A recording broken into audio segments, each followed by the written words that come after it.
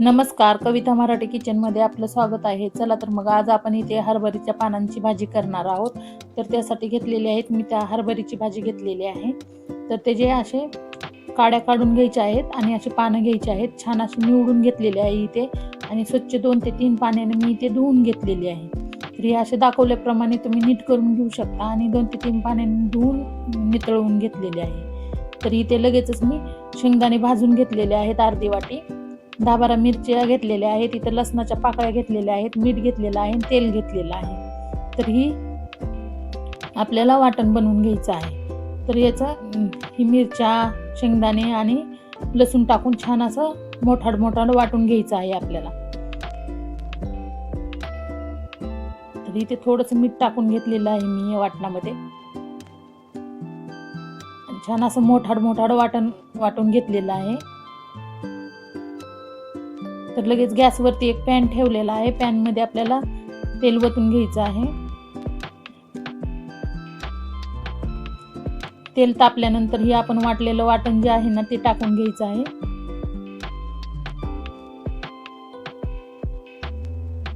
ते छान आपल्याला परतवून घ्यायचं आहे. 1-2 मिनिटं लागतं ह्याला छान परतवून घ्यायला.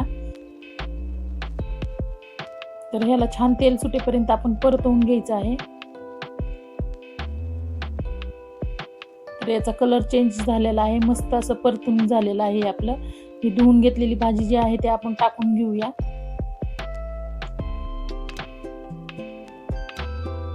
ही भाजी छान आपण परतवून घ्यायची आहे. सगळे ही जे वाटण आहे ते त्याला मिक्स झालं पाहिजे. सगळं छान असं परतवून 2 मिनिटं लागतं परतवून घ्यायला. त्याच्यामध्ये मीठ टाकून घ्यायचं आहे. पहिलं पण आपण मीठ टाकलेलं आहे वाटणामध्ये, तर हे बघूनच तुम्ही टाकून घ्यायचं याच्यामध्ये मीठ.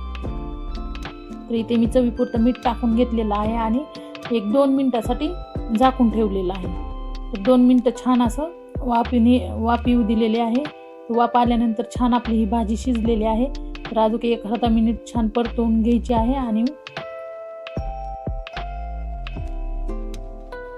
भाजी शिजलेली आहे. हे बघा मस्त अशी शिजलेली आहे भाजी. तर ही आता आपली भाजी तयार झालेली आहे. ही तुम्ही अशी ज्वारीच्या भाकरीसोबत, बाजरीच्या भाकरीसोबत खाऊ शकता. खूप छान लागते ही भाजी.